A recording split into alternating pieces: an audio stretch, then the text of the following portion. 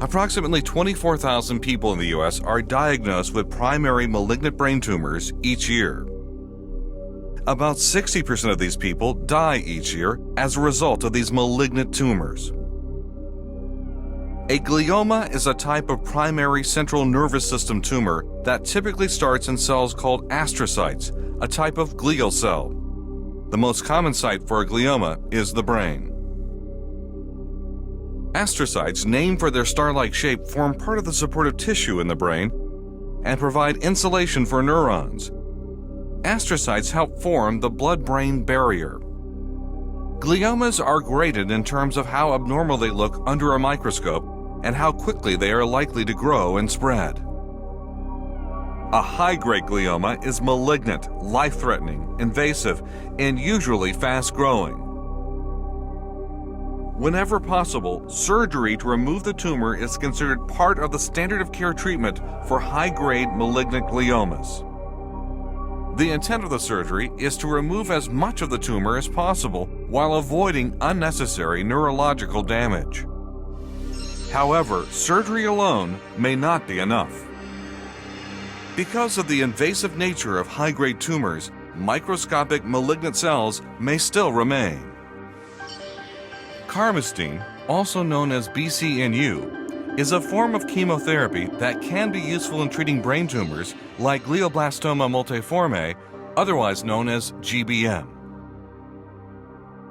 Gliadel prolifersan 20 with carmustine implant wafer is indicated in patients with newly diagnosed high-grade malignant glioma as an adjunct to surgery and radiation. Gliadel wafer is also indicated in patients with recurrent glioblastoma multiforme as an adjunct to surgery. Gliadel wafers are small, dime-sized, biodegradable copolymer wafers that are designed to deliver carmustine directly into the surgical cavity created when the tumor is removed. After a neurosurgeon operates to remove the high-grade malignant glioma, he or she implants up to 8 Gliadel wafers along the walls and floor of the cavity the tumor once occupied. Each wafer contains a precise amount of carmustine. Patients undergoing craniotomy for malignant glioma and implantation of Gliadel wafer should be monitored closely for known complications of craniotomy, including seizures, intracranial infections, abnormal wound healing, and brain edema. Cases of intracerebral mass effect unresponsive to corticosteroids have been described in patients treated with Gliadel wafer, including one case leading to brain herniation. Carmustine, the active component of Gliadel wafer, can cause fetal harm when administered to a pregnant woman. Gliadel wafer therapy is designed to deliver the chemotherapy directly to the tumor cavity. Carmustine is a member of a group of chemical compounds known as alkylating agents.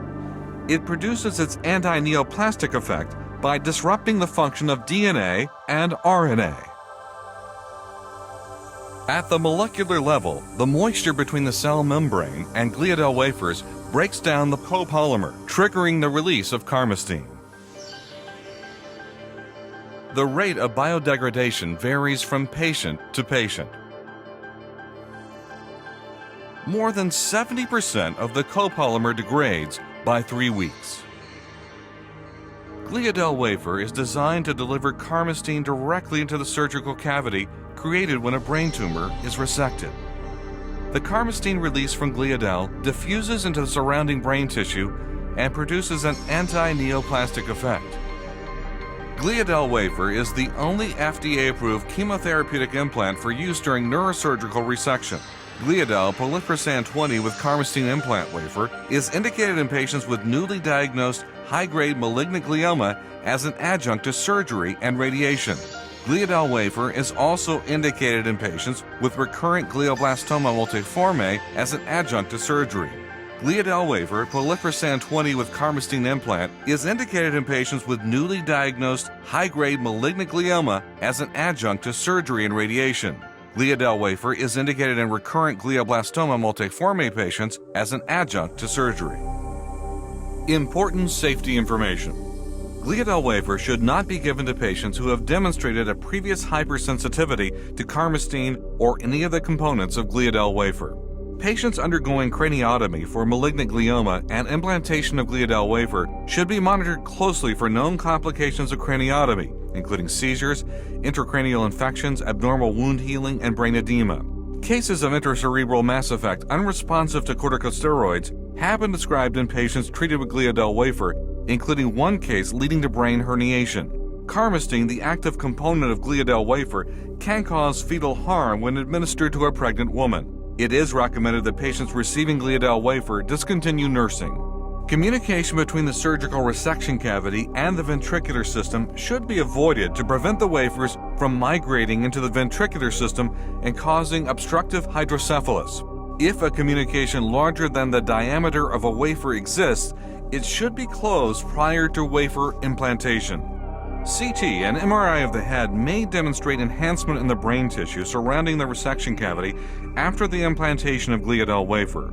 This enhancement may represent edema and inflammation caused by Gliadel wafer or tumor progression. The short-term and long-term toxicity profiles of Gliadel wafer when given in conjunction with chemotherapy have not been fully explored.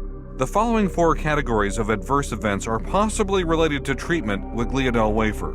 Seizures. In the initial surgery trial, the incidence of seizures was 33.3% in patients receiving Gliadel wafer and 37.5% in patients receiving placebo. Grand mal seizures occurred in 5% of Gliadel wafer-treated patients and 4.2% of placebo-treated patients. The incidence of seizures within the first 5 days after wafer implantation was 2.5% in the Gliadel wafer group and 4.2% in the placebo group. In the surgery for recurrent disease trial, the incidence of postoperative seizures was 19% in both patients receiving Gliadel wafer and placebo. In this study, 12 out of 22, 54% of patients treated with Gliadel wafer, and 2 out of 22, 9% of placebo patients, experienced the first new or worsened seizure within the first 5 postoperative days. The median time to onset of the first new or worsened postoperative seizure was 3.5 days in patients treated with Gliadel wafer and 61 days in placebo patients. Brain edema. In the initial surgery trial, brain edema was noted in 22.5% of patients treated with Gliadel wafer and 19.2% of patients treated with placebo. Development of brain edema with mass effect due to tumor recurrences, intracranial infection, or necrosis may necessitate reoperation and, in some cases, removal of Gliadel wafer or its remnants. Healing abnormalities.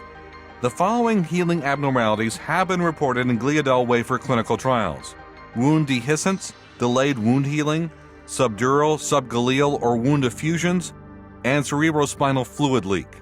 In the initial surgery trial, healing abnormalities occurred in 15.8% of Gliadel wafer-treated patients and 11.7% of placebo recipients. Cerebrospinal fluid leaks occurred in 5% of Gliadel wafer recipients and 0.8% of those given placebo.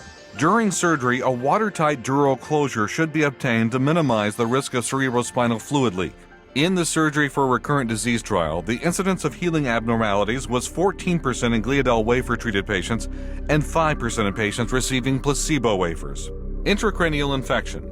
In the initial surgery trial, the incidence of brain abscess or meningitis was 5% in patients treated with Gliadel wafer and 6% in patients receiving placebo. In the recurrent setting, the incidence of brain abscess or meningitis was 4% in Gliadel wafer patients and 1% in patients receiving placebo. Please see the Gliadel wafer full prescribing information at gliadel.com.